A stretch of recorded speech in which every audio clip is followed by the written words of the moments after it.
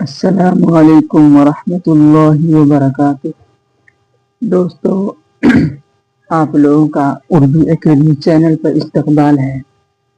دوستو، آج ہم لوگ اردو قواعد سے متعلق 10 کلاس کے لیے ہے، میٹرک کے لیے ہے۔ یہ MCQ آپ کو آپ کے امتحانات کے لیے بہت ہی مفید اور کارآمد ہوگا۔ دوستو، اگر پہلی بار ویڈیو پر آئے ہیں تو ویڈیو کو لائک کر لیں، چینل کو سبسکرائب کریں اور دوسروں تک شیئر کریں۔ شروع کرتے ہیں۔ نمبر 1، علم بیان کی روح سے شیر کی طرح بہادر میں طرح کیا ہے؟ علم بیان کی روح سے شیر کی طرح بہادر میں طرح کیا ہے؟ اس میں جو ہے لفظ طرح کو پوچھ رہا ہے کہ طرح کیا ہے۔ تو اے میں ہے مشبہ بھی، بی غرض تشبیہ، سی وجہ تشبیہ، ڈی حرف تشبیہ۔ تو جو ہے طرح جو ہے حرف تشبیہ ہے۔ علم بیان کی روح سے شیر کی طرح بہادر میں طرح حرف تشبیہ ہے۔ علم بیان کی 4 قسمیں ہیں: تشبیہ، استعارہ، مجاز مرسل اور کنایہ۔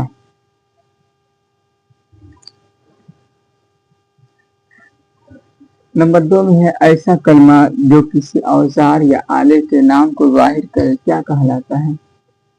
ایسا کلمہ جو کسی اوزار یا آلے کے نام کو ظاہر کرے کیا کہلاتا ہے؟ اے اسم ظرف، بی اسم مصغر، سی اسم اعلیٰ، ڈی اسم صفت۔ ایسا کلمہ جو کسی اوزار یا آلے کے نام کو ظاہر کرے کیا کہلاتا ہے؟ تو اس کو جو ہے اسم اعلیٰ کہتے ہیں۔ سی آپشن صحیح ہو جائے گا۔ ایسا اسم ہے جس سے کوئی کام کیا جاتا ہے، جیسے کہ قلم سے لکھنے کا کام کیا جاتا ہے، تو قلم اس میں اعلیٰ ہو جائے گا۔ اسی طرح جو ہے قینچی اس میں اعلیٰ ہو جائے گا، کفگی اس میں اعلیٰ ہو جائے گا، ناخن تراش اس میں اعلیٰ ہو جائے گا۔ اسی طرح ایسا وہ اوزار جس سے کوئی کام کیا جائے اس کو اس میں اعلیٰ کہا جاتا ہے۔ نمبر 3 میں میرا چاند آ گیا علم بیان کی روح سے کس کی مثال ہے؟ اے کنایہ، بی مجاز مرسل، سی تشبیہ، ڈی استعارہ۔ تو علم بیان کی روح سے جو ہے یہ استعارہ کی مثال ہے۔ استعارہ کہتے ہیں کہ کسی چیز کو بعین ہی کہہ دینا، کسی چیز کو بعین ہی کہہ دینا، جیسے کہ چاند، میرا لڑکا چاند ہے، تو میرا لڑکا چاند کی طرح نہ کہتے بلکہ ڈائریکٹ کہہ دے میرا لڑکا چاند ہے، تو استعارہ ہوگا۔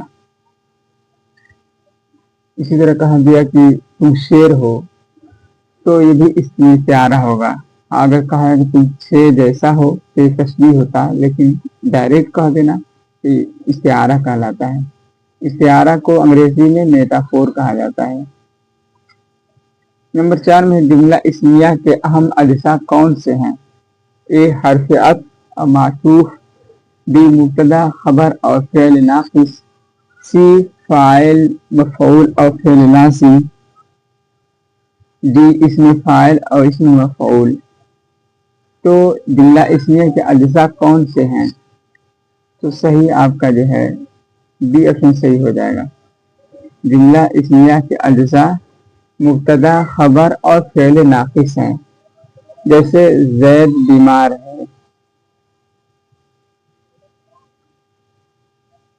ہے، تو زید اس میں جو ہے مبتدا ہو جائے گا، بیمار خبر، اور ہے جو ہے یہ فعل ناقص کہلاتا ہے۔ تو جملہ اسمیہ کے اجزاء ہیں مبتدا خبر اور فعل ناقص۔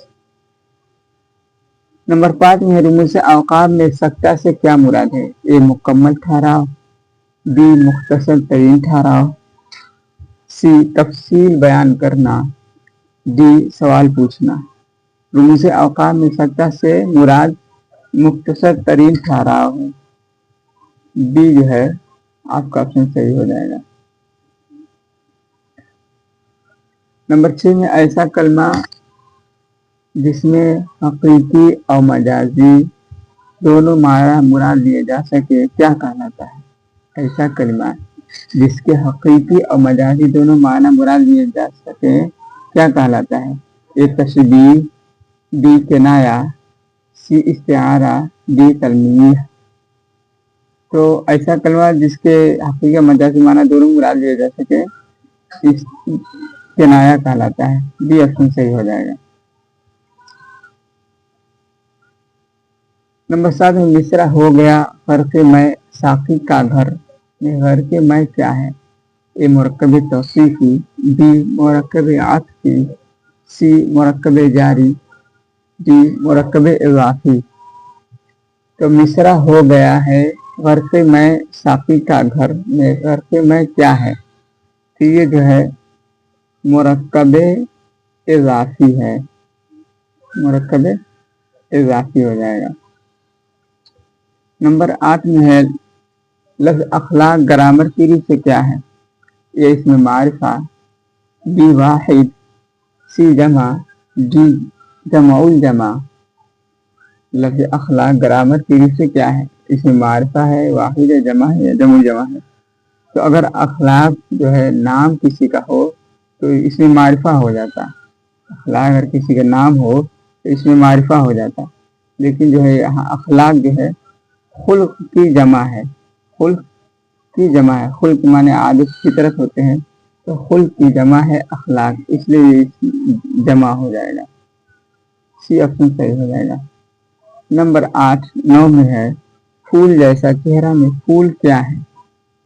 پھول جیسا چہرہ میں پھول کیا ہے؟ اے حرف تشبیہ ہے، بی مشبہ ہے، سی مشبہ بھی ہے، ڈی وجہ شبہ ہے۔